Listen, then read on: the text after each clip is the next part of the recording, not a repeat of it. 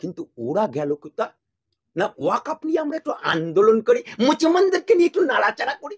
বেহা নির্লজ্জ কামরুই জামান, তোবা তোবা তোবা, আস্তাগফিরুল্লাহ আস্তাগফিরুল্লাহ। কামরুজ্জামান সাহেব ব্রিগেডে সভা করবে বলেছিলেন যে এই ওয়াকআপ বিলের বিরোধিতা করে।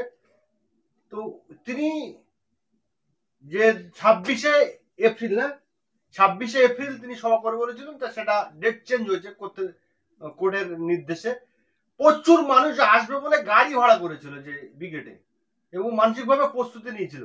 তাদেরকে কামরুজ্জামান সাহেব বলেছে যে আপনারা গাড়ি ভাড়া ফেরত নেবেন না, ব্রিগেডের সভা হবে, ডেটটা শুধু চেঞ্জ হবে। কবে হবে আমরা 2-4 দিনের মধ্যে জানিয়ে দেবো। প্রথম বলে 8 ঘন্টার মধ্যে জানাবো, তারপর বলে 2-4 দিনের মধ্যে জানাবো, তারপর বলে 1 সপ্তাহ পরে জানাবো, তারপর এখনো পর্যন্ত জানাচ্ছে। কামরুজ্জামান কোনোদিনই এই মমতা ব্যানার্জির কাছে ডেট পাবে না। হ্যাঁ, একটা দিন ডেট পেতে পারে, মানুষ গাড়ি ভরে আসে, কামরুজ্জামানের জানাজা পড়ার জন্য সামিল হতে পারে কলকাতায়। উনি বলছেন যে আমি সরাসরি রাজনীতিতে আসবো না, কিন্তু আমি সাপোর্ট করব। হ্যাঁ, ও তো দ্বিতীয় তো সিদ্দিকি, গোস্ত হারাম শুরু হালাল, রাজনীতি হারাম কিন্তু রাজনীতির সুবিধা নেবো, এর দ্বিতীয় তো সিদ্দিকি। তো সিদ্দিকি 8 ফেল, রাজনীতি করে না। নওশাদ সিদ্দিকি যখন রাজনীতি করে, এই দাদা হুজুরের সিলসিলাতে রাজনীতি হারাম, রাজনীতি কেউ করে না, কত নওশাদ সিদ্দিকের বিরুদ্ধে কুৎসা।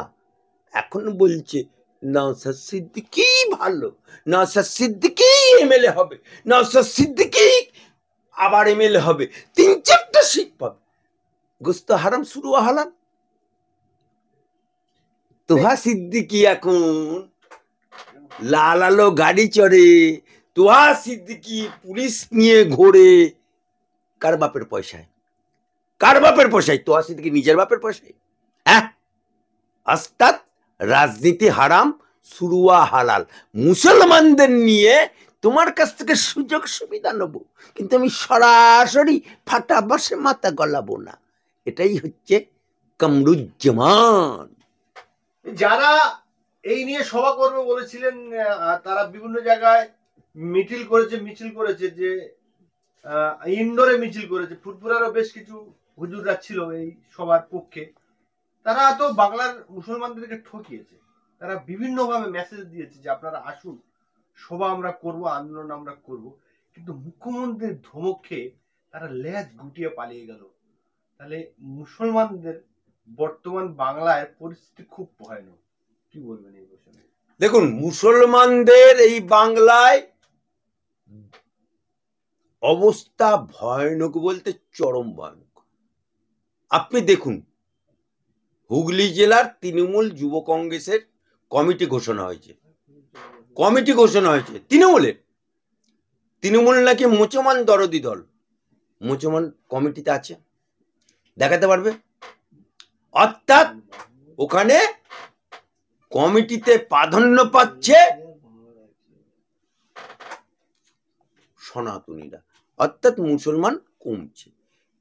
মমতা ব্যানার্জি পৌঁছতে প্রথমে 65টা এমএলএ দিল প্রার্থী, এখন সেটা নেমে দাঁড়ালো 42, আর 2026-এ সেটা দাঁড়াবে 20 থেকে 22, অর্থাৎ কমছে। মমতা ব্যানার্জি দীঘাতে জগন্নাথ দেবকে মন্দির বানালো, মসজিদ বানালো না।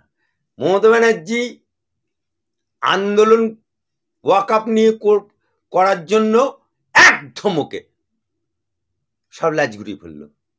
হুমায়ুন কবির থেকে আরো 42টা এমএলএ কি করছে?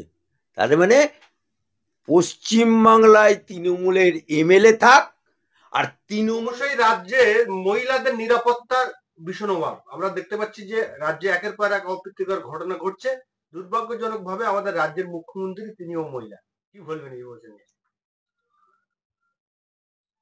রাজ্যের মহিলা মুখ্যমন্ত্রী, সরকার, মা, মাটি, মানুষ।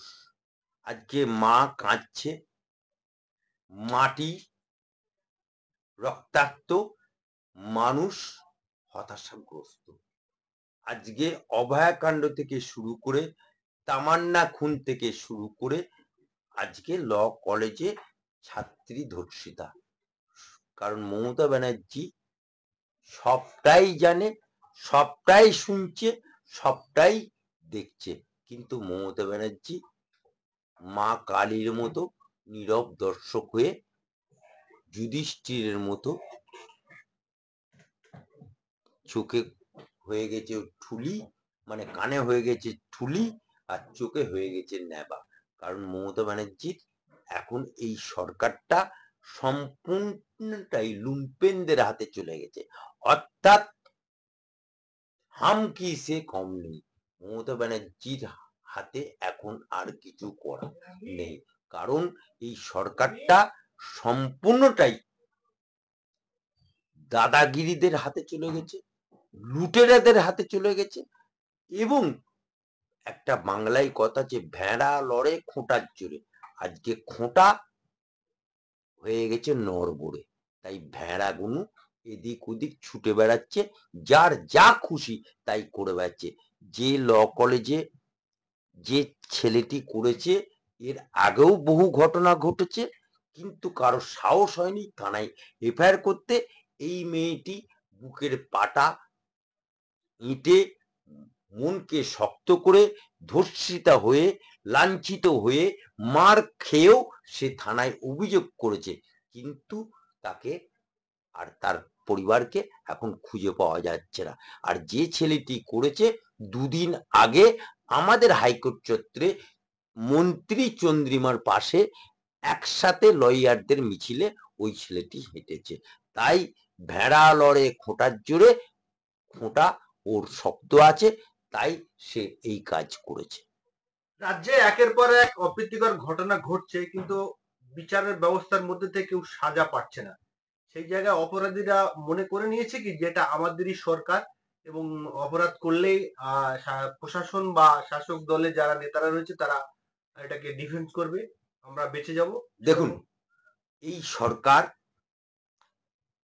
যখন অভয়াকাণ্ড হলো, বললো মমতা ব্যানার্জি রাত 2টো পর্যন্ত জেগেছিলাম, কিন্তু 2টো পর্যন্ত জেগে অভয়া লাশটা তাড়াতাড়ি পুড়িয়ে দেওয়ার চেষ্টা করলো, প্রমাণ লোপাটের চেষ্টা করলো, হুলিগান পাঠিয়ে প্রমাণ লোপার চেষ্টা করলো, এবং পুলিশ দিয়ে, এমএলএ দিয়ে এবং একে দিয়ে, কাউন্সিলরকে দিয়ে লাশটা পুড়িয়ে দিল, প্রমাণ লোপাট করলো।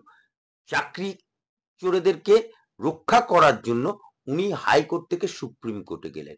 আজকে রেশনের দুর্নীতি, সেখানেও উনি চোরেদেরকে আড়াল করছেন। আজকে শিক্ষায় দুর্নীতি, সেখানেও চোরেদেরকে আড়াল করার চেষ্টা করছে। ওনার দলের এমএলএ হুমায়ুন কবির 70% আমরা, 30% ওরা মেরে গঙ্গায় ভাসিয়ে দেবো, ওনার বিরুদ্ধে কোনো অ্যাকশন নিলেন না। ফিরহাদ হাকিম যে মৌলবাদের মতো কথা বললো, আজকে আমরা 30%, আগামী দিনে 70% ইনশাল্লাহ হয়ে যাব, তাও উনি তার বিরুদ্ধে